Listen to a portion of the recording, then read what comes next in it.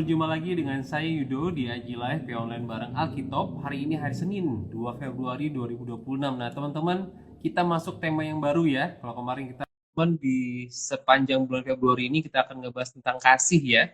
Jadi kita akan pertama kali ini akan ngebahas tentang dari Lukas 10 ayat 30 sampai 37. Nah, ini cerita yang sangat familiar banget buat teman-teman karena ini ngomongin tentang orang Samaria yang baik hati. Nah, seperti biasa juga nggak sendirian. Nanti akan juga Kak Roma bersama juga dengan kedua guest kita. Nanti akan ada Kak Brian dan juga Kak Dama yang akan bersama-sama kita menggali dari Lukas 10 ayat 30 sampai 37. Nah, topik hari ini tuh judulnya kasih di tengah perbedaan. Nah, teman-teman nanti karena ini ceritanya familiar, ceritanya akrab banget dengan teman-teman, pasti udah pernah dengar di sekolah minggu juga, di khotbah juga gitu kan. Nah, teman-teman silakan buka Alkitab dulu, buka dulu di Lukas 10 ayat 30 sampai 37, dibaca ceritanya gitu ya. Kalau mau dapat konteks yang penuh mah baca satu pasalnya gitu ya untuk bisa dapatkan konteks dari penggalian malam hari ini. Nah, ini Kak Roma sudah bergabung sama kita. Selamat malam Kak Rom. Halo, selamat malam Kak Yudo. Selamat malam teman-teman di rumah yang sedang hari ini menyaksikan Alkitab. Senang bisa ketemu lagi di bulan kasih sayang ini ya. Iya, bener banget. Jadi kita juga ngebahas tentang bahasa kasih ya Kak Rom ya. Ya, benar sekali. Jadi sepanjang Februari nanti kita akan ngomongin tentang kasih, tapi dari sudut pandang kekristenan ya, khususnya dari firman Tuhan, bukan dari sudut pandang duniawi. Karena Iya. memang kita harus kembali kepada firman. Kita masih menunggu kedua tamu kita ya Kak Yudo ya. Ya, Masih ada Dama sama Brian yang akan di-invite. Kak Dama. Halo Kak, Iya, selamat malam. selamat Apa kabar malam. Kak? Iya, kita akan masih nanti juga Kak Brian ya. Karena nggak lengkap kalau kita cuma bertiga aja. Biasanya kita berempat ya. Benar. Oke, Kak Dama. Gimana hari ini penggaliannya? Oke Kak, ada kesulitan Kak? Atau mungkin karena cerita yang familiar lebih gampang gitu? Silakan Kak. Kalau penggaliannya mungkin kalau bagian simak masih belum kesulitannya. Yang ke bawah-bawah tuh mungkin lebih ke apa ya?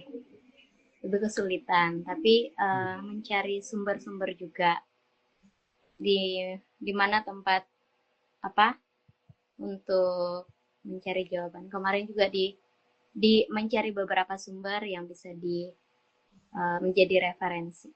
Oke, ini juga Kak Brian udah hadir bersama dengan kita. Halo Kak Brian, selamat malam. Halo Kak, selamat malam. Yes. Oke, ini udah di tag live semuanya teman-teman, jadi kita akan lanjut ya. Mungkin kita akan Perkenalan perkenalan dulu dulu. ya Kak Romi. Silakan. Untuk dari Ya, Kak perkenalan Dama dulu dulu. ya dari Kak Brian. Oh, Brian, oke. Oke, selamat malam Kak Yudo, Kak Rama, dan serta rekan-rekan lainnya. Perkenalkan, nama saya Brian Saputra Lucendi, asal saya dari Kota Mojokerto, dan saat ini saya sedang pelayanan di sebuah kota Malang, di Kota Malang lebih tepatnya. Oke, dan saat ini saya pelayanan di sebuah gereja. Terima kasih. Layanan apa, Brian? Layanan apa, Brian, di gereja? Saat ini saya pelayanan di gereja GPIA, dan saat Iya. ini masih merangkak sih Kak, macam-macam dalam bagian seperti kaum remaja serta lain-lainnya. Oke. Wow, banyak ya pelayanannya ya. Oke, dari Dama silakan. Oke, selamat malam semuanya. Perkenalkan nama saya Damayanti Sewalangi. Nah, asal saya dari Toraja. Kesibukan sekarang domisili di Jakarta. Kesibukan sekarang jadi guru. Guru. Oke. Oke, thank you untuk Kak Dama dan juga Brian, dan pastinya ada saya Roma dan juga Kak Yudo yang akan memandu sebagai host dalam Alkitab malam hari ini. Dan teman-teman di rumah kita infokan ya bahwa kita ada di Alkitab, satu acara dari Yasala Boga Sabda untuk kita bisa menggali firman Tuhan dari sudut pandang yang relevan dengan kita sekarang, dan pastinya juga pasal-pasal yang kita gali itu pasal-pasal yang top, makanya kita sebut sebagai pasal yang Alkitab ya, Alkitab. Dan ayat hari ini sangat terkenal sekali karena sama orang Samaria yang baik hati itu siapa sih nggak tahu cerita ini ya. Nah, itu yang akan kita gali malam hari ini. Nah, ketika kita menggali Alkitab ini juga kita membutuhkan satu metode ya dalam kita belajar Alkitab, dan kita memakai yang dari Sabda dinamakan metode SABDA. Apa itu metode SABDA, Kak Yud? Ya, jadi SABDA ini 5 langkah PA, dimulai dari simak, S-nya simak. Kan kita membaca, kita mendalami, dan juga kita mengerti apa yang kata-kata yang ada dalam teks gitu kan. Kemudian analisa, kita mendalami teksnya, belajar, kita menarik kesimpulan-kesimpulan, kemudian diskusi. Kalau kita dalam kelompok begini kita diskusi, kalau sendirian kita berdoa, mendoakan apa yang kita dapatkan bersama dengan Tuhan. Yang terakhir aplikasi. Nah, aplikasi ini adalah langkah terakhir, yaitu membawa kebenaran firman Tuhan dalam kehidupan sehari-hari kita. Jadi aplikasinya adalah aplikasi yang konkret ya, bukan aplikasi yang abstrak gitu ya, masih di awang-awang. Enggak, kita pengennya aplikasi yang bisa dilakukan hari per hari dalam kehidupan kita. Gitu Kak Roma. Oke, ya jadi teman-teman nanti bisa banget terapkan juga di dalam pelayanan ya. Dan nanti selama kita PA 1 jam ke depan, silakan teman-teman yang ingin berkomentar, memberikan tanggapan atau pertanyaan sehubungan dengan ayatnya, bisa banget, silakan aja langsung ditulis di kolom komentar, nanti kita akan bacakan sama-sama ya. Jadi kita akan segera mulai untuk Alkitab kita malam hari ini. Saya minta kesediaan Kak Yudo bisa membuka di dalam doa. Mari kita berdoa teman-teman. Bapa Surgawi, Bapa yang kami kenal dalam nama Yesus Kristus, kami datang ke hadapan-Mu Tuhan, anak-anak-Mu di berbagai tempat di Indonesia. Kami mau belajar firman Tuhan bareng-bareng Tuhan dalam acara kita malam hari ini. Kami berdoa Tuhan untuk Kak Roma, kemudian juga Kak Brian, Kak Dama, hamba-Mu, dan juga teman-teman lainnya yang akan bergabung dengan kami. Kiranya Tuhan Kau menolong untuk setiap kami boleh kemurahan Tuhan untuk mengerti firman Tuhan lebih dalam lagi. Kami boleh belajar dari cerita yang sudah sangat familiar bagi kami, dan juga Tuhan tolong supaya kami mengalami transformasi hidup Tuhan, sehingga kami boleh menjadi anak-anak Tuhan yang lebih baik, semakin baik dan berbuah dalam kehidupan kami masing-masing. Terima kasih Tuhan Yesus, kami menyerahkan setiap kami, keamanan kami, perlindungan kami, juga setiap device yang kami pakai, gadget, listrik, jaringan internet, semuanya Tuhan kami serahkan dalam tangan-Mu, karena kami percaya Tuhan, Kaulah satu-satunya yang bisa menopang kami dalam PA malam hari ini Tuhan. Terima kasih Tuhan Yesus Kristus, kami berdoa, haleluya, amin. Amin. Oke, seperti tadi dimulai oleh Kak Yudo ya, kita sepanjang Februari ini mengambil tema bahasa kasih dari Selama Sabda. Jadi kenapa kita ngambil tema ini? Karena memang kita tahu bahwa bulan Februari itu identik dengan yang namanya bulan kasih sayang. Why? Kasih sayang karena memang dunia merayakannya ya. Ada yang disebut Valentine gitu ya. Misalnya teman-teman yang akan kasih kado ke teman-temannya yang lain atau pacarnya gitu ya. Ya, memang dunia menawarkan hal-hal yang demikian tentang kasih sayang ya, dengan bentuk hadiah-hadiah, dengan bentuk romantisisme gitu dan lain sebagainya. Tetapi memang di tengah itu semua kita dari Sabda melihat bahwa tema bahasa kasih ini tuh bukan cuma sekedar untuk itu gitu ya, untuk euforia, untuk kesenangan semata gitu, tetapi kita rindu firman Tuhan itu bisa benar-benar didapatkan dan menghidupi gitu ya, sebagai mana Yesus Kristus adalah kasih yang sejati, yang apa ya, yang sudah turun semua bagi manusia gitu ya. Jadi kita harapannya kasih yang nantinya kita pelajari bersama-sama itu bukan hanya sekedar perasaan emosi, tetapi benar-benar bisa dipraktekkan dan berakar kepada firman Tuhan ya. Dan harapannya juga selama Februari ini nanti seluruh sahabat Sabda, khususnya kita selama menggali Alkitab ini, kita mengajak teman-teman untuk bisa melihat kasih Allah secara benar dan pastinya lihat dari sudut pandang Alkitab, terus juga kita bisa menerjemahkan itu tadi ya, bahasa kasih itu ke dalam kehidupan kita sehari-hari sehingga bisa dipraktekkan dalam kehidupan pelayanan, pertemanan kita, ataupun mungkin dalam relasi kita dengan mungkin dengan pacar atau dengan kakak, dengan adik, dengan teman, dengan siapa saja, sehingga kita menjadi saksi Kristus yang menyebarkan kasih-Nya. Itu sedikit tentang tema singkat kenapa kita mengambil bahasa kasih sepanjang Februari. Jadi nanti selama 4 minggu berturut-turut kita akan ngomongin ya tentang kasih dari sudut pandang firman Tuhan. Nah, hari ini kita belajar dari Lukas pasal yang ke-10 gitu ya.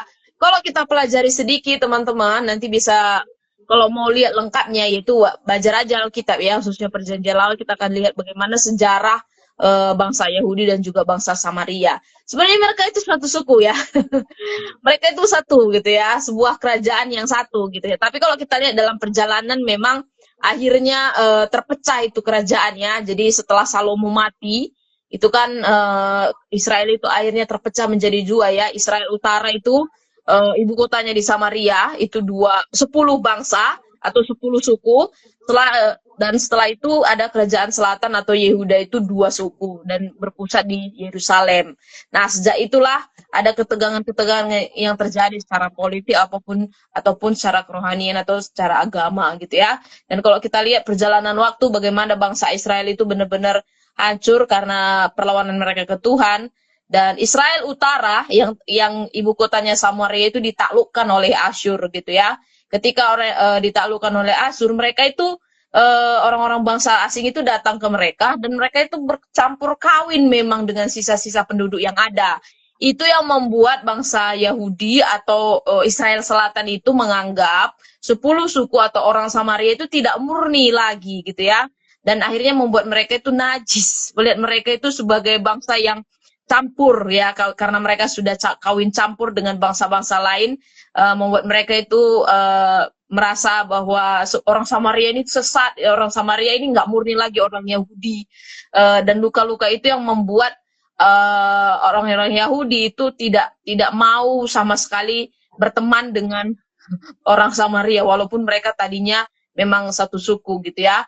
Tetapi memang radikalnya kita lihat di tengah situasi secara politik ataupun mungkin secara agamawi yang terjadi, justru di sini Yesus hadir gitu ya untuk menembus setiap luka-luka yang terjadi antara ketegangan orang Samaria maupun orang Yahudi. Nah, bagaimana itu bisa kita lihat? Kalau kita lihat memang satu kondisi jalannya secara dari Yerusalem ke Yeriko, jalan dari Yerusalem ke Yeriko di zaman Yesus itu sebenarnya disebut sebagai jalan yang lumayan berbahaya gitu, karena memang cukup terjal juga jalannya gitu ya.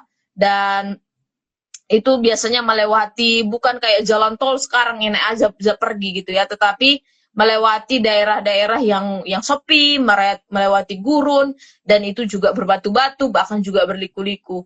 Itu yang membuat kalau nanti kita belajar di dalam konteks hari ini tuh, perjalanannya itu penuh dengan resiko, yang membuat kadang orang akhirnya ketakutan gitu ya, dan takutnya nanti akan ada perampok atau ada orang-orang yang jahat yang akan menyerang orang-orang yang sedang melakukan perjalanan gitu ya. Dan situasi itu yang akan kita lihat dalam perumpamaan tentang orang Samaria yang baik hati ini.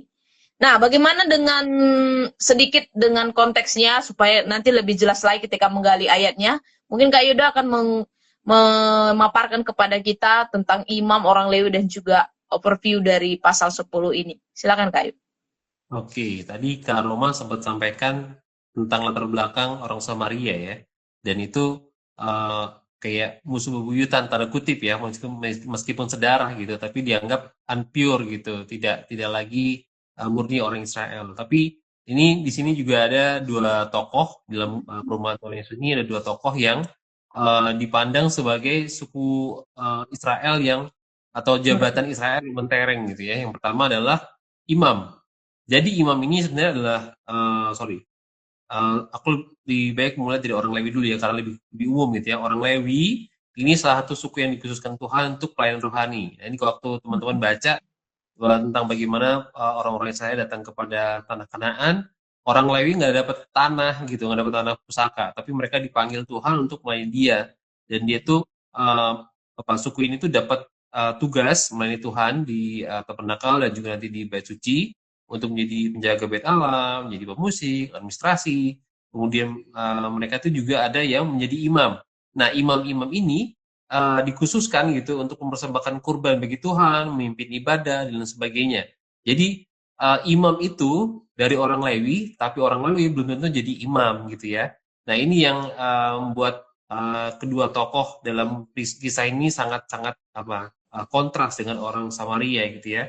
Dan dikatakan bahwa orang eh, Israel atau apalagi orang Lewi atau imam ini mereka itu tidak boleh najis gitu karena mereka pasti memimpin ibadah, mereka pasti masuk dalam kumpulan orang-orang yang beribadah dan sebagainya. Jadi kalau mereka nanti kalau teman-teman baca gitu ya, mereka melakukan pilihan yang logis gitu ya, tapi itu juga sesuai dengan hukum Taurat Musa gitu ya, nggak boleh mencemarkan diri gitu untuk melakukan kegiatan ibadah. Gitu. Nah, di zaman Tuhan Yesus, para imam dan orang Lewi ini punya status yang tinggi, tapi kalau kita ngelihat imam besar di sana itu mereka bukan hanya dalam spiritualitas aja, tapi juga dalam politis gitu. Jadi benar-benar orang-orang yang punya tanda kutip tahta ya atau jabatan gitu di antara masyarakat Israel gitu ya. Nah, kita akan melihat overview singkat dari pasal 10. Nah, pasal 10 ini Lukas pasal 10 menyoroti misi, kemudian juga definisi sejati ketaatan kepada Allah dan juga tentang relasi murid dengan Tuhan Yesus. Nah, isi utamanya terbagi dari tiga 72 murid. Teman-teman bisa baca di ayat 1-20, ayat 21-24 itu tentang bagaimana Tuhan Yesus menguji Allah gitu ya, karena dia menyatakan pewahyuan kepada orang-orang yang kecil. Nah, di ayat yang 25-37 kita akan melihat tentang orang Samaria yang baik hati. Nah, ini ada pertanyaan dari seorang ahli Taurat yang muda gitu kan. Kemudian Tuhan Yesus menjawab pertanyaan itu dengan perumpamaan yang nanti kita akan gali. Nah, ini teman-teman nanti silakan ikutan juga untuk menggali, untuk membaca gitu ya, supaya kita sama-sama dapat berkatnya, yang kita sama-sama bisa bertumbuh dalam kebenaran firman Tuhan. Nah, sebelum kita masuk ke bagian simak, bagian pertama, kita akan mulai dengan membaca Lukas 10 ayat 30 sampai 33. Nanti boleh Kak Dama ya. Nanti dilanjutkan dengan Kak Brian ayat 34 sampai 37. Begitu ya? Oke. Silakan Kak Dama dulu 30 sampai 33. Jawab Yesus adalah seorang yang turun dari Yerusalem ke Yeriko. Ia jatuh ke tangan penyamun-penyamun yang bukan saja merampok habis-habisan, tetapi yang juga memukulnya dan yang sesudah itu pergi meninggalkan setengah mati. Kebetulan ada seorang imam turun melalui jalan itu. Ia melihat orang itu, tetapi ia melewatinya dari seberang jalan.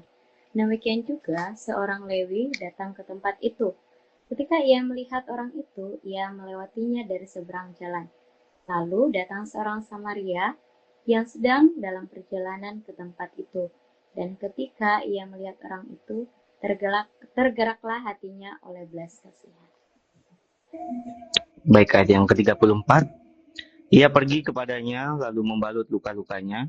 Sesudah ia menyiraminya dengan minyak dan anggur. Kemudian ia menaikkan orang itu ke atas keledai tunggangannya sendiri, lalu membawanya ke tempat penginapan dan merawatnya. 35. Keesokan harinya ia menyerahkan 2 dinar kepada pemilik penginapan itu. Katanya, rawatlah dia, dan jika kau belanjakan lebih dari ini, aku akan gantinya waktu aku kembali. Siapakah di antara ketiga orang ini, menurut pendapatmu, adalah sesama manusia dari orang yang jatuh ke tangan penyamun itu? Jawab orang itu, orang yang telah menunjukkan belas kasihan kepadanya. Kata Yesus kepadanya, pergilah dan perbuatlah demikian. Oke, terima kasih untuk Kak Dama dan juga Kak Brian yang udah ngebaca ayat-ayat yang akan kita gali malam hari ini ya.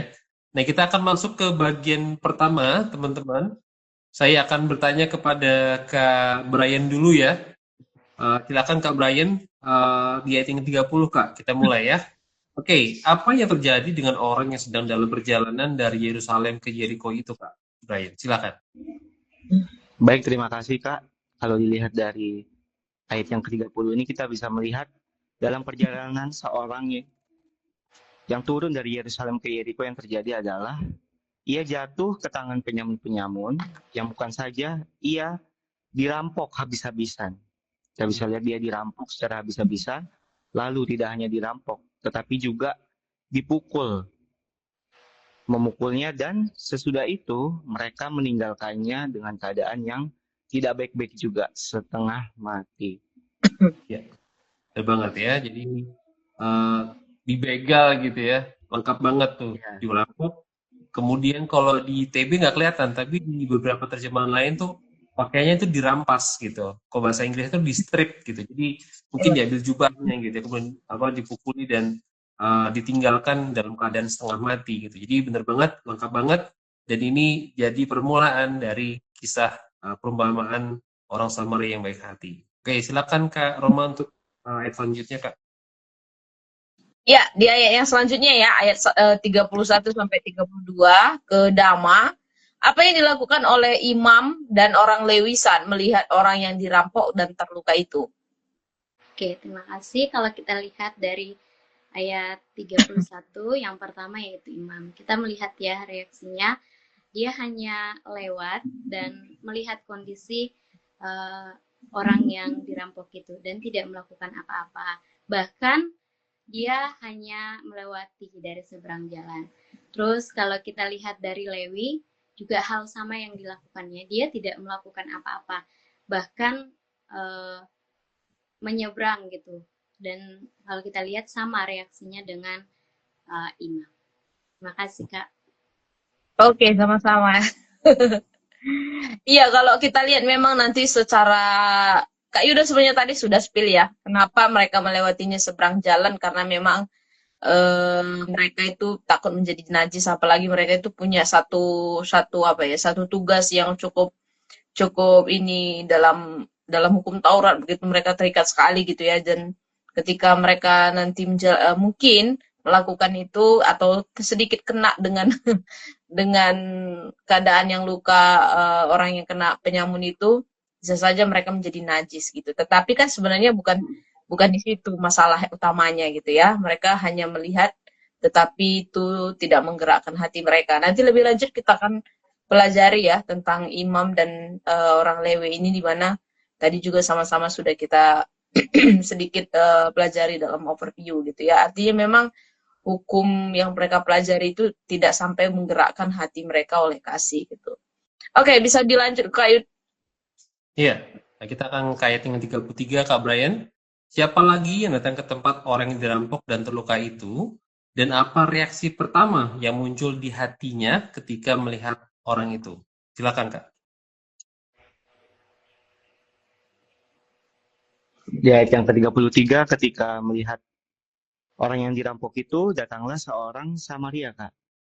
Jadi ada seorang Samaria, nah, yang sedang dalam perjalanan ke tempat itu juga. Dan ketika orang Samaria melihat orang itu, tergeraklah hatinya oleh belas kasihan.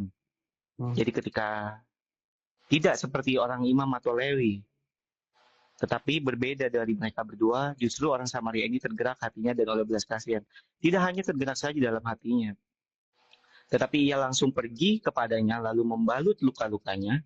Sesudah itu, ia menyiraminya dengan minyak dan anggur. Tidak hanya menyirami minyak dan anggur, namun yang dia Belum lakukan sampai ke adalah situ Kak Brian. menaikkan orang itu ke atas keledai tunggangannya sendiri, lalu membawanya ke tempat penginapan dan merawatnya. Thank you Kak Brian. Ya, itu agak nge-spill ya ke ayat berikutnya ya, tapi nggak apa-apa.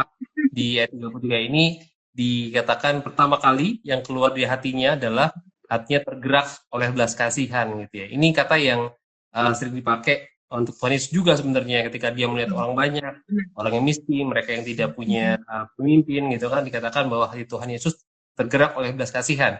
Nah, sini juga dipakai kata yang sama. Jadi kata yang pertama itu apa reaksi pertama orang ini adalah kayak terharu gitu kalau dalam bahasa aslinya ya, kayak terharu atau berbelas kasihan atau jatuh kasihan gitu, banyak versi terjemahan yang menggunakan kata-kata semacam itu, tapi berbeda dengan dua orang tadi. Mereka kayak tadi katakan Roma, pengetahuan mereka tentang hukum Taurat tidak membuat hati mereka untuk menunjukkan belas kasihan gitu ya. Oke, kita akan lanjut ke ayat yang ke-34. Silakan Kak Roma. Nah, ini baru ayat 34 ya. Ke Dama lagi. Tindakan konkret apa saja yang dilakukan orang Samaria itu terhadap orang yang terluka sebelum ia membawanya pergi dari tempat kejadian? Silakan Dama. Oke, tadi sebenarnya udah di-spill sama Kak Brian ya. Nah, bukan hanya tergerak hati, tapi dia melakukan tindakan. Nah, tindakannya apa saja? Yang pertama dia membalut lukanya dan menyiraminya dengan minyak dan anggur. Terus yang kedua, dia menaikkan ke atas keledai yang dimiliki. Dan yang ketiga itu membawa ke tempat penginapan. Iya, jadi di sini bukan cuma tergerak oleh belas kasihan tapi nggak ada praktek gitu ya. Tapi di sini kalau kita lihat memang langsung dia praktekkan dan menurutku apa yang dilakukan seperti yang Damai sampaikan itu bukan cuma satu hal gitu ya. Bisa aja orang melihatnya membalutnya habis itu dia pergi, tetapi dikatakan dia membalutnya, dia menyiraminya dan terakhir dia bawa gitu ya. Jadi tindakan-tindakan praktikal yang dilakukan oleh orang Samaria ini menunjukkan satu belas kasihan di mana bukan hanya hatinya yang kalau bisa dibilang melankolis ya, gampang berbelas kasih gitu ya sifatnya gitu, tetapi juga ternyata kelihatan dari praktek nyata yang dilakukan kepada orang yang terluka ini tadi, walaupun sebenarnya itu penuh dengan risiko, bisa aja kan penyamun lainnya bisa datang atau mungkin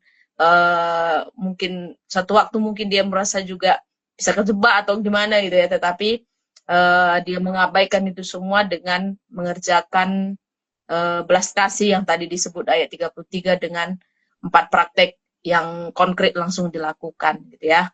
Oke, dari Burut ini, Burut menanggapi bahwa ada belas kasihan di sana. Iya, benar sekali. Seperti ayat 33 yang dikatakan bahwa hati ya, sekali lagi hatinya itu tergerak oleh belas kasihan. Oke, Kak Yud. Oke, lanjut ke ayat 35 ke Kak Brian lagi. Apa yang dilakukan oleh orang Samaria itu pada keesokan harinya. Jadi dia kan udah bawa orang itu ke penginapan ya. Kepada pemilik penginapan dan janji apa yang ia berikan. Silakan Kak Brian. Di ayat 35 aja ya. Silakan. Baik Kak, terima kasih. Ayat yang ke-35, ketika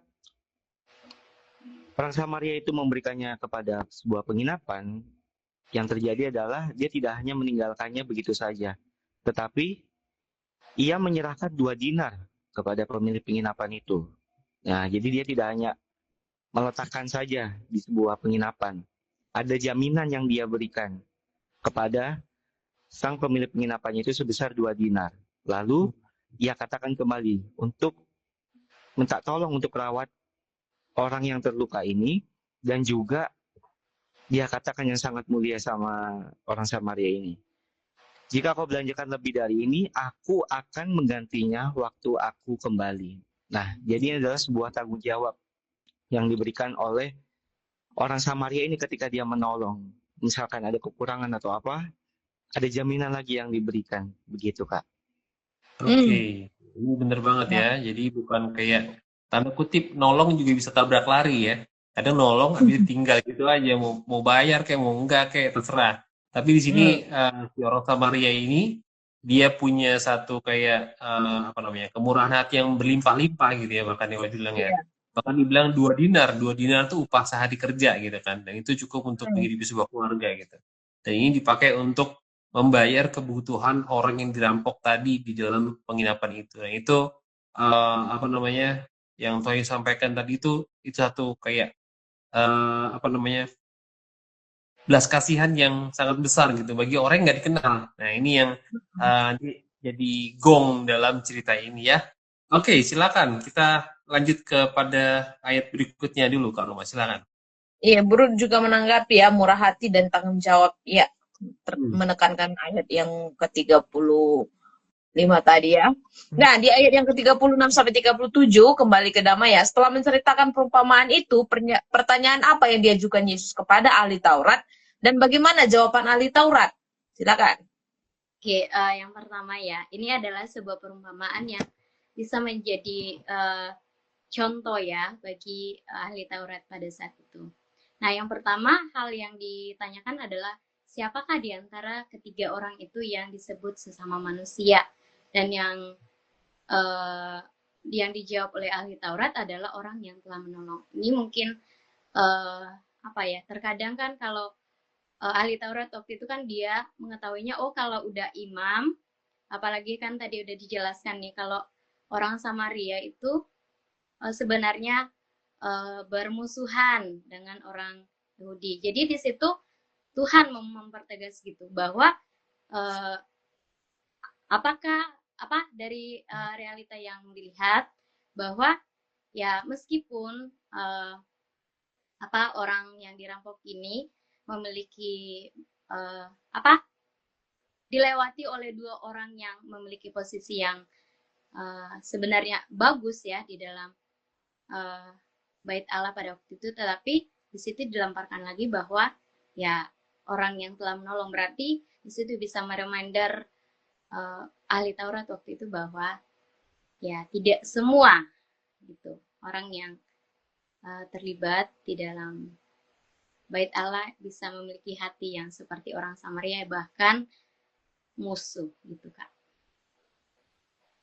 Udah? Udah. Udah, jadi itu inti perumpamaannya ya.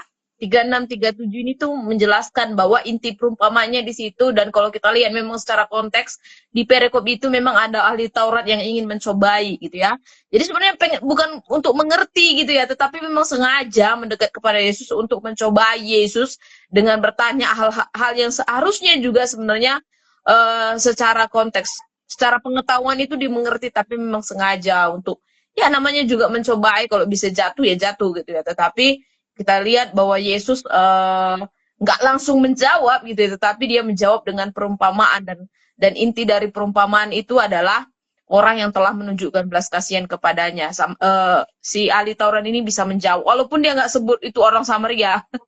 Dia 37 dia nggak benar orang Samaria yang punya belas kasih ya, bahkan untuk menyebut Samaria pun kayaknya mereka najis gitu ya. Tetapi dia nggak bisa berkutik bahwa orang yang menunjukkan belas kasihan itu ataupun orang Samaria itulah yang disebut sebagai sesama gitu ya. Dan perintah tegas yang Yesus lakukan untuk bisa pergi dan memperbuat demikian, nanti frasa ini kita akan pelajari lebih dalam lagi di bagian berikutnya ya. Jadi memang kalau kita belajar perumpamaan enaknya ini gitu ya, kita harus mengerti apa inti dari perumpamaan ini, bisa biasanya disimpulkan di akhir, ataupun mungkin bisa ditarik dari sekumpulan perumpamaan yang dijelaskan gitu. Oke, kita akan coba masuk ke bagian selanjutnya. Ini kita untuk meneliti lebih dalam terkait perikop orang Samaria yang baik hati ini. Nah, saya ke Brian sekarang nih di bagian analisa pertama. Bandingkan reaksi orang Samaria yang tergerak hatinya oleh belas kasihan yang kelihatan di ayat 33 dengan reaksi imam dan orang Lewi yang melihat lalu melewati dari seberang jalan. Apa perbedaan kata kerja dari kedua frasa ini? Silakan. Oke, baik Kak. Terima kasih untuk pertanyaannya. Perbedaannya terlihat sangat berbeda ya. Jikalau imam dan Lewi yang seperti sudah dijelaskan kan, seperti kakak bilang, dan dari pendahuluan yang ada memang mereka itu merasa najis kepada orang-orang Samaria begitu. Nah, tidak ada sebuah tindakan yang dikerjakan oleh seorang imam dan Lewi ini. Dia hanya melihat dan melewatinya, tidak ada rasa tergerak hatinya ataupun juga. Tetapi kita bisa lihat di dalam orang Samaria ini, meskipun seperti yang sudah dikatakan orang Samaria ini najis, berbeda dari yang lainnya, tetapi dia mempunyai hati belas kasihan kepada orang yang dirampok dan dianiaya ini. Nah, kalau kita bisa lihat di kata belas kasihan ini, di mana belas kasihan ini adalah tindakan nyata yang dilakukan oleh orang Samaria ini. Ada kata kasih agape lah, seperti itu. Kalau bisa ada beberapa terjemahan yang mengatakan yang dimana ini kasih dari Tuhan dan juga kepada sesama. Demikian Kak. Iya. Jadi memang benar ya 31, 32, 33. Ketiga bagian dari orang-orang ini melihat ya. Orang Lewi melihat, orang imam yang lewat juga melihat, dan Samaria juga melihat. Tetapi memang letak perbedaan utamanya itu di kata kerja ya. Setelah melihat, mereka melewati gitu ya. Tetapi memang orang Samaria berbeda gitu. Setelah melihat, hatinya tergerak oleh belas kasihan. Jadi dua pertama itu memang benar pasif gitu, hanya cuma melihat di situ lewati gitu ya. Tetapi orang Samaria itu dikatakan tergerak oleh belas kasihan. Jadi letak utama reaksinya itu di sini gitu ya. Ada sebuah respon dari tindakan yang aktif, bukan cuma pasif, yang kemudian mendorong orang Samaria itu untuk melakukan hal lebih gitu ya, untuk bertindak lebih dalam menolong orang yang kena rampok tersebut gitu ya. Jadi bisa kita sama-sama simpulkan bahwa imam dan orang Lewi yang melihat itu tadi, melihat sih, tapi habis itu menjauh, kan pergi mereka.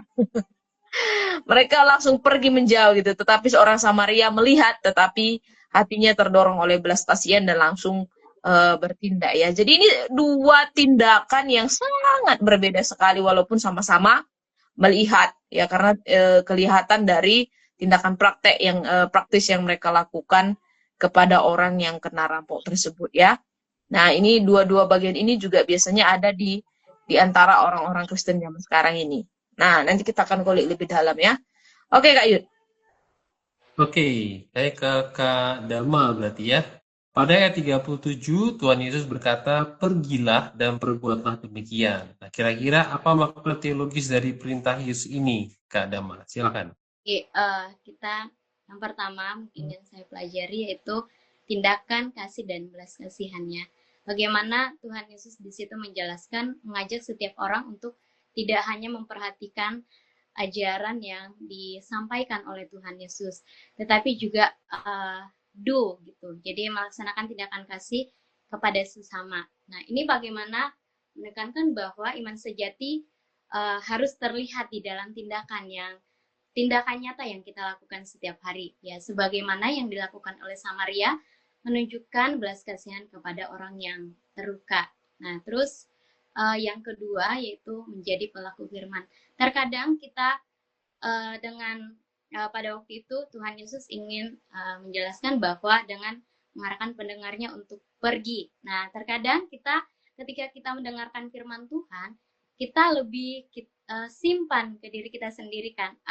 Takutnya kalau saya sampaikan ke orang lain, takutnya salah atau keliru gitu. Tetapi sini kita dijelaskan bahwa pergi dan perbuatlah demikian. Bagaimana Tuhan Yesus mendorong kita untuk menjadi pelaku firman, bukan hanya pendengar.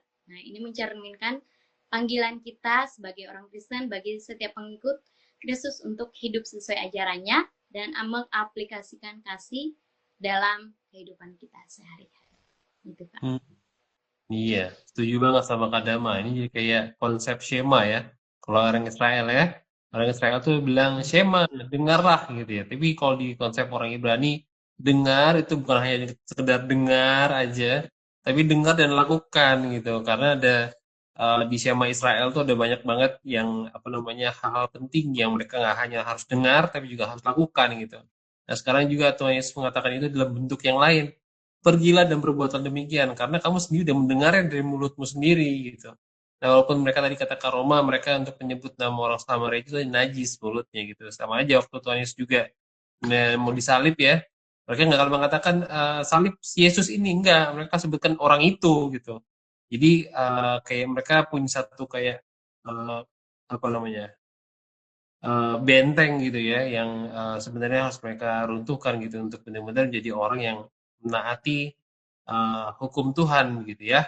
Tapi di sini kita bisa melihat tadi Kak Dama bilang itu satu panggilan, satu perintah gitu ya, bukan hanya dengar, tapi jadilah pelaku firman itu, jadilah pelaku kebenaran itu gitu supaya lengkap gitu, bukan hanya dengar aja, tapi jadi benar-benar orang yang melakukan. Oke, kita masuk ke bagian yang ketiga, teman-teman. Oke, ya. Yang ketiga, kita akan belajar mengambil kesimpulan dari penggalan kita yang kembalikan kepada Kak Roma. Silakan, Kak. Di unmute dulu, Kak Roma. Ya, teman-teman di rumah yang malam hari ini ikut live-nya, ikut siaran langsung ini, silakan bisa komen ya. Karena di HP-nya pasti ada tombol kolom komentar. Bisa diketik apa yang didapatkan supaya kita juga ngerti gitu ya, sudah sampai mana atau bisa ngikutin gitu ya. Kalau ada pertanyaan juga bisa silakan langsung disampaikan di kolom komentar.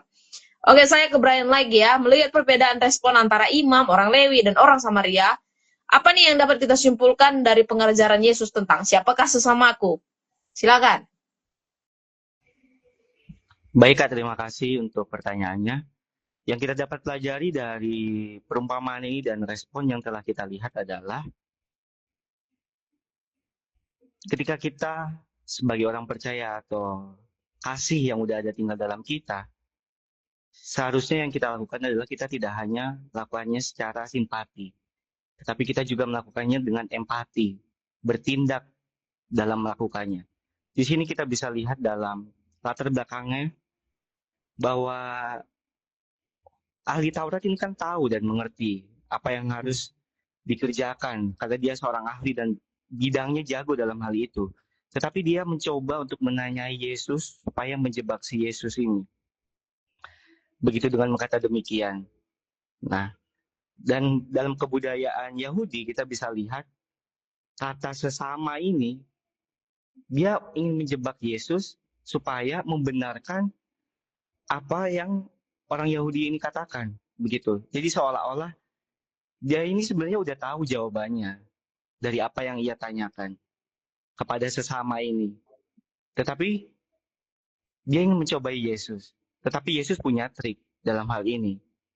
Apa yang engkau pahami, apa yang Tauratmu tahui, sesama. Terus dia menanyakan kembali, perbuatlah ini dengan sesama. Apa maksud dari kata sesama ini? Nah, kalau kita lihat dari kata sesama ini, dan kita ketahui, menggunakan kata plesion. Nah, plesion dalam perjanjian lama. Lalu ada kata, dalam kata plesion ini, sesama yang dimaksud orang Yahudi adalah seperti yang sekeluarga atau sedarah begitu. Nah, jadi dia berusaha membenarkan diri bagaimana kita harus berbuat baik kepada yang serumpun aja, orang Yahudi aja. Sedangkan yang di luar Yahudi itu kita tidak berbuat kasih kepada mereka. Tetapi dari perumpamaan ini kita belajar dan Yesus mencontohkan kasih itu tidak memandang batasan. Artinya kasih itu menyeluruh. Demikian. Tidak ada suatu batasan. Contohnya ini di dalam Indonesia dalam beraneka-ragaman suku, etnis, dan budaya. Ini contoh dalam suku Jawa. Mungkin kita berbuat kasih dan baik kepada orang Jawa saja. Tidak demikian. Tetapi yang ingin Yesus ajarkan dalam hal kasih ini adalah kasih ini tanpa batasan. Artinya kepada siapapun kita harus menunjukkan kasih ini. Bahkan ada suatu pengorbanan perasaan, harta, dan paling parah adalah nyawa kita pun bisa dikorbankan. Seperti yang dilakukan oleh orang Samaria ini. Dia menyerahkan semuanya apa yang ia miliki. Bahkan ada jaminan yang diberikan sampai benar-benar orang yang terluka ini mengalami kesembuhan. Demikian. Iya, itulah kasih yang sempurna ya, yang kasih yang dari Allah gitu ya, tindakan yang harus nyata, harus bisa kelihatan gitu ya, dan menembus semua batasan-batasan, entah itu tadi suku, entah itu ras, entah itu status bahkan. Karena sebenarnya kalau kita lihat perumpamaan ini tuh sebenarnya sangat menggelitik ya, bukan cuma oh, aneh ini perumpamaan itu, tapi sangat-sangat menggelitik gitu loh. Pasti orang-orang yang mungkin punya jabatan seperti imam, seperti oleh Ewi, kalau zaman sekarang ini tuh harusnya ketika belajar dari perumpamaan itu, bahkan mungkin kita yang belajar sama-sama itu pasti kena gitu ya. Oh, selama ini aku tuh pelayanan, aku tuh kelihatan saleh, aku tuh loh melayani A, B, C, D gitu. Tetapi apakah dengan semua yang kita lakukan itu sudah konkret gitu ya, sudah hidup kasih yang bekerja dalam setiap kehidupan itu, bukan hanya cuma sekedar oh simbol aku saleh, aku Kristen, aku bla bla bla ya. Jadi kasih yang Yesus ajarkan di situ tuh kasih yang sungsang, kasih yang benar-benar beda dengan kasih manusia gitu ya. Karena pada akhirnya petinggi-petinggi agama pun gagal untuk melakukan kasih itu gitu. Sebaliknya orang yang dianggap nggak layak, orang yang dianggap kelihatan secara posisi juga siapa gitu ya, tetapi dia rela untuk menolong gitu ya. Jadi kesimpulan di sini memang membuat kita bertanya sebenarnya sekali lagi, bukan hanya siapa sesamaku, tetapi apakah aku bersedia juga menolong sesamaku dan apa yang sudah kita lakukan untuk sesamaku gitu. Nah ini dari Gianto setuju banget sama Kak Brian ya. Jadi benar sekali yang sudah disampaikan Kak Brian. Dari Kak Anas, Sesama adalah semua manusia tanpa memandang latar belakang budaya dan juga sebagainya gitu. Thank you teman-teman yang sudah komentar. Nanti bisa banget dikomentari lagi ya. Oke, silakan Kak Yud. Oke, untuk Kak Dama, pelajaran utama apa tentang kasih yang seharusnya mempengaruhi cara kita memperlakukan orang lain yang berbeda, yang tidak kita kenal, atau orang yang tidak nyaman bagi diri kita? Ya, silakan Kak Dama. Oke, yang pertama mungkin kita Yesus cinta semua anak di dunia. Berarti kita termasukkan hitam, kuning, putih, semua itu salah satu ya. Bagaimana ketika mungkin itu adalah lagu anak-anak ya. Tetapi itu pesannya bagi kita, Tuhan aja mengajarkan kepada kita bahwa kita tidak boleh mengasihi hanya mungkin kulitnya yang putih dengan kita, tetapi harus semua. Dan di sini dijelaskan bahwa kasih yang universal. Tuhan nggak bilang, oh saya hanya mengasihi suku ini, suku itu. Tetapi Tuhan memberikan kasihnya yang universal, yaitu kasih tidak terbatas kepada orang-orang di sekitar kita yang memiliki kesamaan ataupun kedekatan. Nah, jadi kita dipanggil untuk menunjukkan kasih kepada semua orang, termasuk mereka yang berbeda dari kita, baik dalam etnis, agama, atau latar belakang sosial. Terus yang kedua yaitu penerimaan tanpa syarat. Kita diajarkan untuk menerima orang lain tanpa syarat, tanpa melihat latar belakang, tanpa melihat bagaimana kondisi yang dialami, sama seperti kasih yang diberikan kepada orang-orang yang membutuhkan pertolongan, yaitu mengedepankan rasa empati dan keinginan untuk membantu. Itu dapat mencairkan batas-batas yang ada antara kita dan orang lain.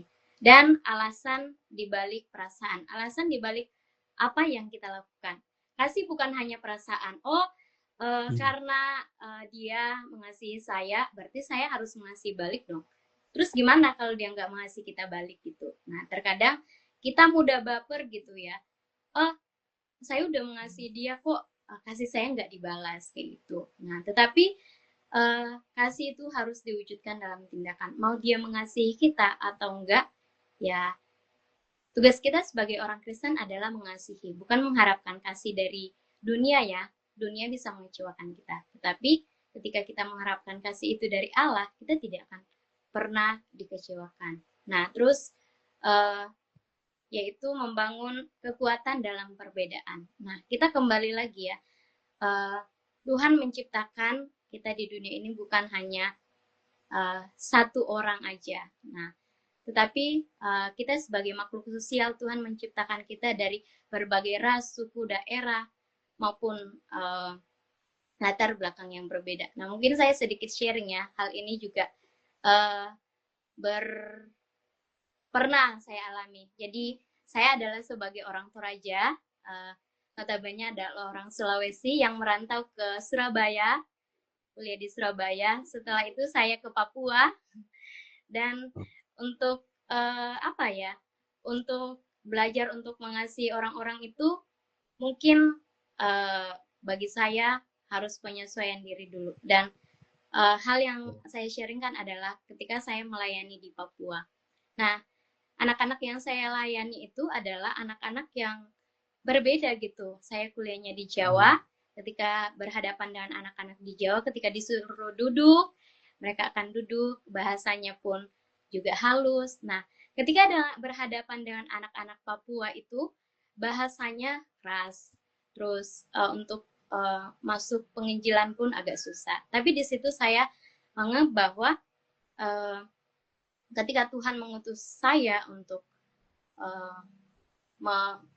mengasihi semua orang, bagaimana cara saya meskipun ditolak atau seperti apa, ya jujur saja ketika saya baru datang di Papua itu saya pernah nangis gitu dan komplain sama Tuhan karena apa yang saya harapkan tuh tidak sesuai dengan ekspektasi saya, tetapi saya kembali memandang gitu bahwa kita mengasihi bukan hanya orang-orang yang mau mengasihi kita dapat feedback yang baik, tetapi bagaimana kita mengasihi orang yang mungkin kita nggak mendapatkan feedback yang baik gitu. Thank you, Kak. Thank you juga untuk sharingnya ya. Ini tadi Kak Helen juga bilang, paling susah emang mengasihi yang tidak mengasihi kita, tapi Tuhan sudah mengasihi saya, jadi harus mengasihi orang itu. Bener banget. Jadi di pertanyaan tadi juga dikatakan, bagaimana kalau kita harus mengasihi orang yang mungkin kita nggak nyaman sama dia gitu ya. Dia juga Kak Dama juga sudah sampaikan dalam sharingnya, bahwa memang mengasihi dengan berbagai lintas batas gitu ya, batas bahasa, batas budaya, batas kepercayaan dan sebagainya. Kadang-kadang sulit gitu ya, tapi Tuhan sendiri berinkarnasi. Jadi kasihnya sendiri harus berinkarnasi gitu. Itu yang apa juga tadi pelajari dari teman-teman juga. Bukan hanya dalam lingkup ya, Brian juga bilang tadi ya, tapi juga meluas gitu di luar lingkup itu. Oke, kita akan masuk ke bagian keempat, bagian diskusi. Silakan Kak Roma. Ya, tapi ada suatu tanggapan ini dari Kak Elan. Paling susah emang mengasihi yang tidak mengasihi kita. Tapi Tuhan sudah mengasihi, jadi saya harus mengasihi orang itu. Iya, memang mengikut Tuhan itu ya begitu ya. Memang harus siap kadang untuk melepaskan hak supaya Tuhan yang ditinggikan ya. Oke, kita masuk ke diskusi ya Brian. Yang pertama, jika orang yang paling menunjukkan kasih justru datang dari kelompok yang selama ini kita anggap jahat, berbahaya, atau bukan bagian dari kita, apakah kita bersedia mengakui dia sebagai teladan rohani? Silakan. Oke, terima kasih Kak untuk pertanyaannya. Dari apa yang kita pelajari dan kita diskusikan, kita bisa tahu bahwa jawabannya sudah pasti kita harus bersedia sebagai orang percaya. Oleh karena apa? Oleh karena ini Yesus sendiri yang mengajarkan begitu. Bahwa kasih ini tidak ada suatu batasan. Kita harus melakukannya kepada siapapun. Meskipun dalam bentuk orang ini yang notabene berbahaya atau buruk. Tetapi kita bisa belajar dari orang ini ketika ada suatu kasih di dalamnya. Kita juga harus bisa mengasihi. Demikian.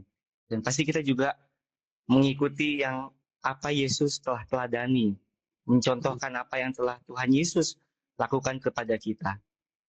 Kalau kita tidak ingin melakukannya, berarti kita tidak sebagai teladan. Seperti apa yang Tuhan Yesus telah teladani tadi.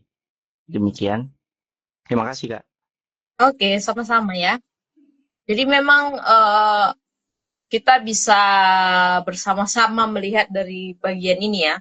Bukan berarti kita mengiyakan kalau dia mungkin selama ini jahat terus kita setuju ya.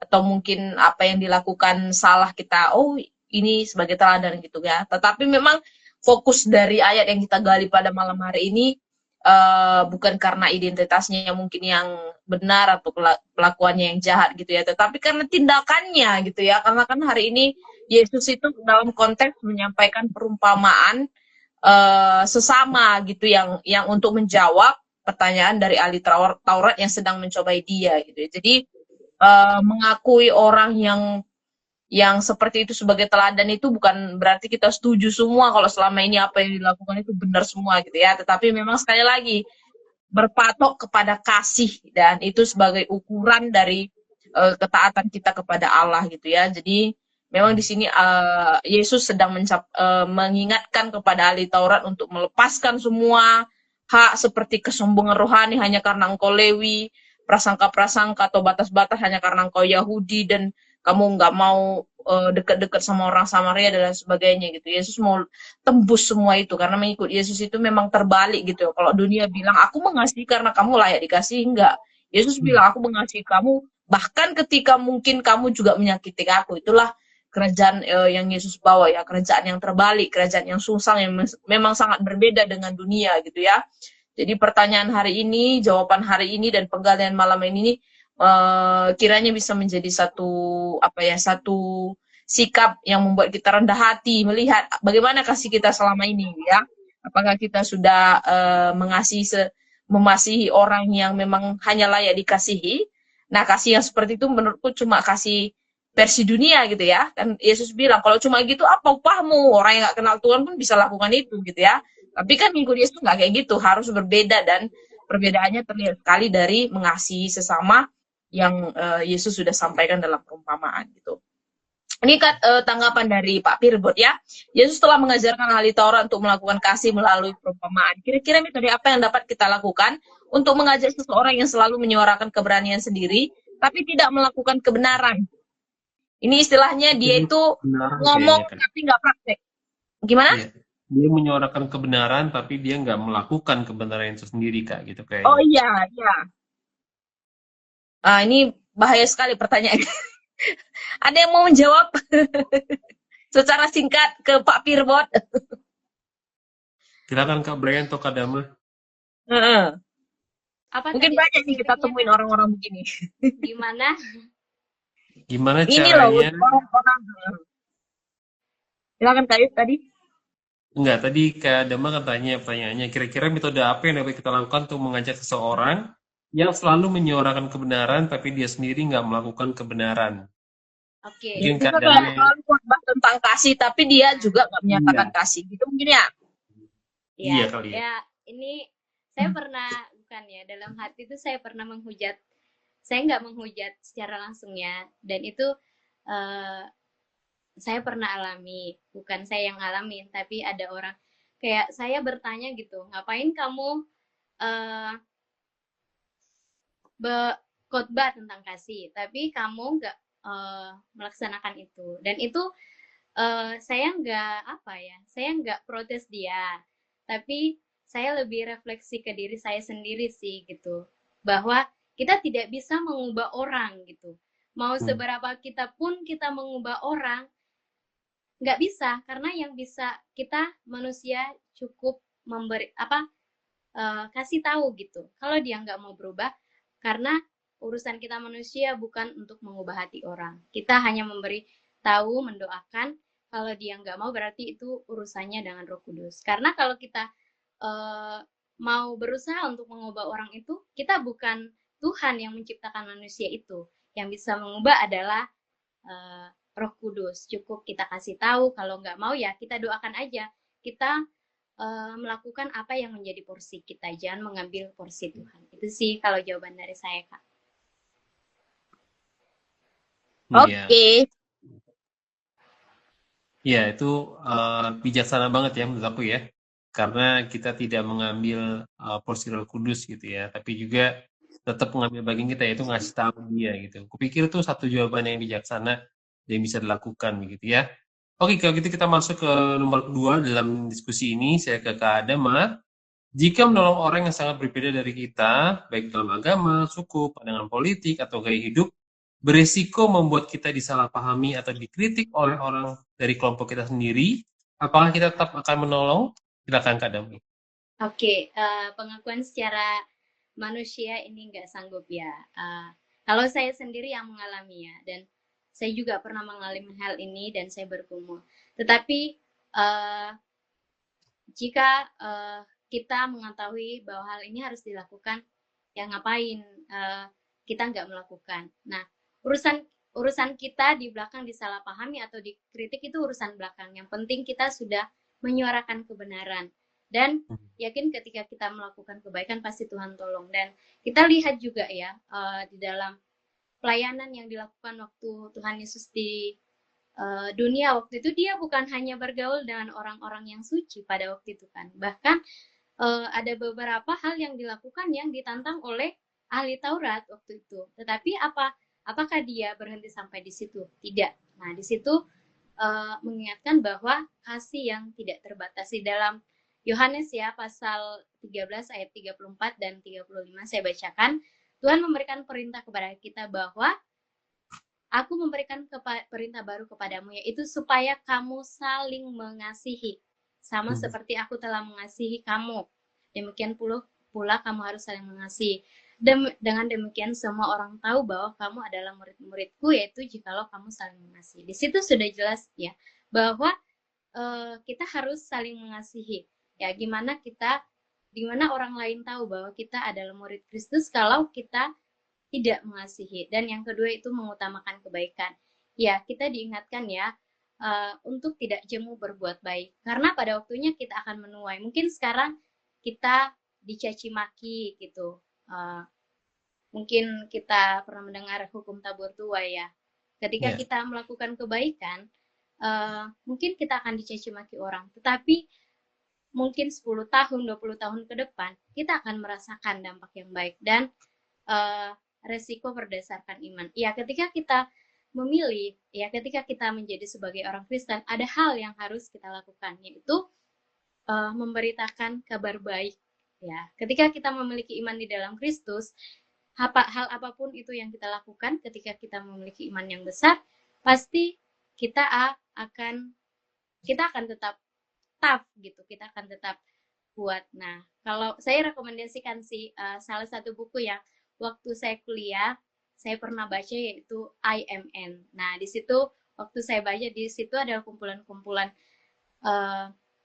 orang-orang yang notabene berasal dari agama sebelah, di mana dia rela untuk kehilangan keluarganya, bahkan dibunuh atau dibakar, dan di situ keluarganya menyaksikan. Dan dari situ juga mereminder bagi saya bahwa dimanapun kamu diutus, ke tempat manapun kamu diutus, ya jangan pernah komplain gitu, karena apa ya, ketika kamu memiliki iman, ya pasti kamu akan tetap disertai oleh Tuhan, dan jangan pernah mengeluh untuk memberitakan Injil.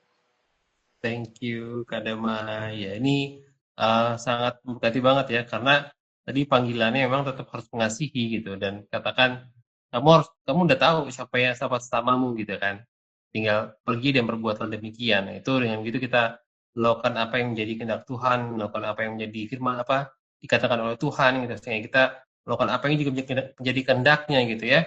Nah, ini juga pertanyaan dari Pak Gianto, tapi kayak sepertinya ini udah mirip-mirip sama kayak tadi ya. Dia bertanya, bagaimana cara kita mengasihi teman yang punya sama jenis? Kalau kita jaga jarak nanti dikira membenci, tapi kalau kita mengasihi takutnya nanti disalahartikan. Ya ini tadi sudah dibilang sama Kak Dama juga, sempat juga ya. Mirip-mirip juga, kasih tahu gitu loh. Atau rekomendasikan konselor dan sebagainya. Kalau dia nggak mau bertobat, dia nggak bisa lepaskan pilihannya, ya serahkan kepada Roh Kudus gitu. Orang nggak pernah bisa menolak doa ya. Ya itu yang akan saya jawab sih kalau dari saya. Oke, kita masuk ke bagian terakhir teman-teman, bagian aplikasi. Silakan Kak Roma. Ya. Nah, di bagian aplikasi nanti dari Brian dulu ya. Yesus menutup perumpamaan ini dengan perintah, pergilah dan perbuatlah demikian. Adakah sesama yang ada di sekitar kamu saat ini, keluarga, kampus, gereja, dan atau ke lingkungan kerja mungkin, yang selama ini kamu lihat tetapi cenderung kamu lewati? Nah, komitmen praktis apa yang ingin kamu lakukan sebagai tindakan kasih? Silakan Brian. Oke, terima kasih Kak. Dari apa yang telah didiskusikan dan dipelajari, ini menjadi reminder untuk lebih diperhatikan lagi bagaimana kasih ini untuk kita terapkan dalam dunia yang nyata. Tidak hanya kita dengar, tetapi kita juga melakukannya secara nyata dan perhatikan untuk menjadi perenungan juga dan pengingat apakah kita sudah mengasihi orang yang ada di sekitar kita atau kita hanya melewatinya seperti orang Imam dan Lewi atau kita menjadi seorang Samaria. Itu dia, Kak. Terima kasih. Ya, kalau tindakan praktismu dalam minggu ini yang langsung bisa dilakukan.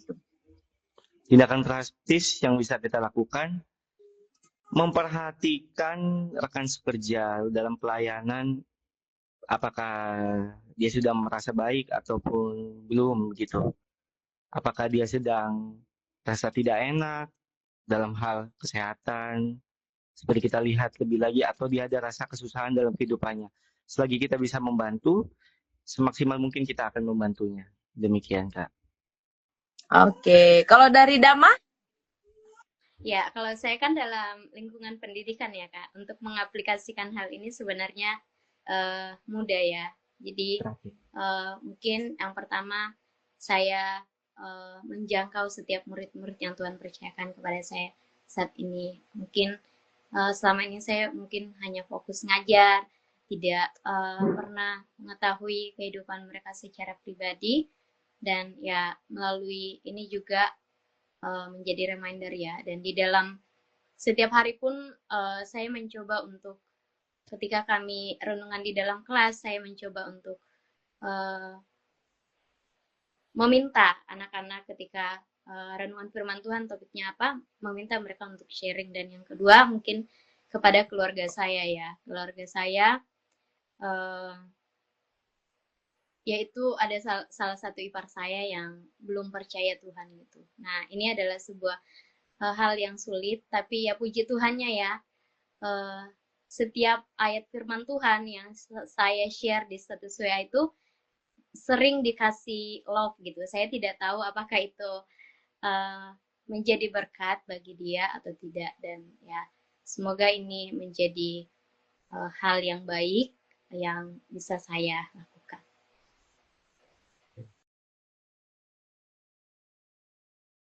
Ya, thank you Kak Dama dan juga Kak Brian. Ya, kita akan dari pengumuman dulu ya. Silakan Kak Roma, pengumuman untuk minggu depan, Kak. Halo, Kak Roma. Ya.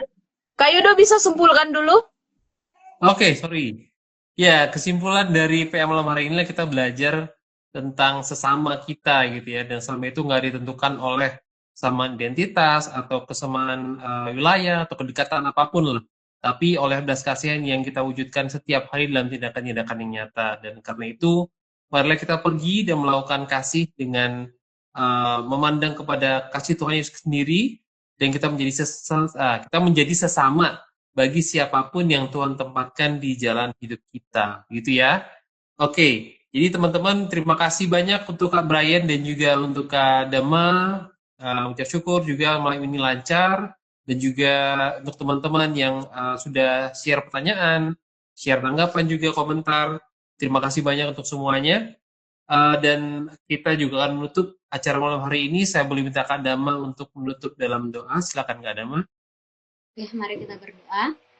Terima kasih Tuhan Yesus untuk setiap anugerah-Mu dalam kehidupan kami. Kami orang berdosa yang seharusnya Tuhan tidak layak untuk kasihi, tetapi karena pengorbanan di atas kayu salib, Tuhan mengangkat kami sebagai orang berdosa ini, sehingga kami bisa dikasihi dan mendapat kasih agape dari Tuhan. Pada malam hari ini Tuhan, kami bersyukur untuk firman Tuhan yang kami bisa sharingkan bersama-sama. Mungkin perumpamaan ini sering kali kami dengar Tuhan, tetapi pada malam hari ini kami bersyukur kami bisa mendapatkan pelajaran baru dari ayat ini. Dan bukan hanya kami belajar, tetapi kami mau aplikasikan di dalam setiap kehidupan kami, di dalam setiap orang-orang yang Tuhan masih percayakan kepada kami. Jika mungkin Tuhan, kami bergumul untuk mengasihi orang-orang yang mungkin sulit kami kasihi, atau kami bergumul dengan orang-orang yang mungkin kami melihat orang ini sudah jatuh di dalam jalur yang salah, kami mau menolong mereka untuk memberitahu, tetapi mereka mungkin tidak mau berubah. Tugas kami adalah memberitahu mereka, mendoakan mereka, biarlah Roh Kudus yang terus bekerja di dalam kehidupan mereka. Tuhan Yesus bersyukur untuk Kak Yudo, Kak Roma, Kak Brian yang sudah sharing pada malam hari ini. Kiranya Tuhan yang terus menolong memberkati kami di dalam setiap pelayanan yang Tuhan percayakan kepada kami, sehingga semakin hari Tuhan kami bisa semakin mengenal firman Tuhan, dan juga kami bukan hanya mengenal, belajar, tetapi kami bisa juga sharing kepada orang-orang yang ada di sekitar kami. Kiranya firman ini Tuhan terus mereminder kami untuk belajar mengasihi orang-orang yang mungkin memiliki latar belakang dengan kami. Terima kasih juga untuk Lembaga Sabda yang bisa menjadi lembaga yang bisa memperlengkapi anak-anak muda untuk mendengar Injil-Mu, dan kami juga berdoa untuk setiap orang-orang yang tim Lembaga Sabda yang terlibat baik di belakang layar. Kiranya Tuhan terus memperlengkapi, memberkati setiap hal yang dilakukan. Kami akan kembali ke rutinitas kami, pelayanan kami masing-masing. Tuhan yang terus senantiasa memberkati kami.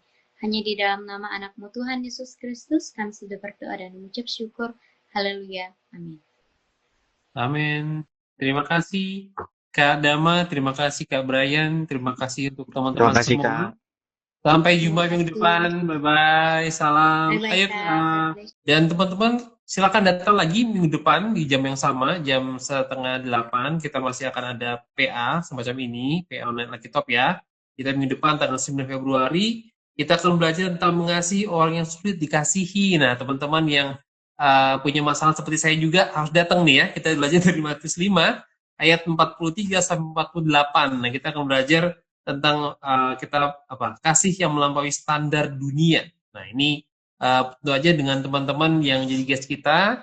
Siapapun mau jadi guest, boleh silakan DM kita, kabarin kita, Kak, aku mau jadi guest, Kak, untuk Alkitab, gitu ya. Nggak usah takut, nggak usah khawatir. Kita akan bimbing, kita akan berikan juga pertanyaan-pertanyaan panduan, supaya teman-teman juga bisa menggali dengan lancar. Oke, teman-teman silakan bagikan juga nanti kalau udah ada brosur-brosurnya ya, silakan bagikan ke teman-teman yang lain.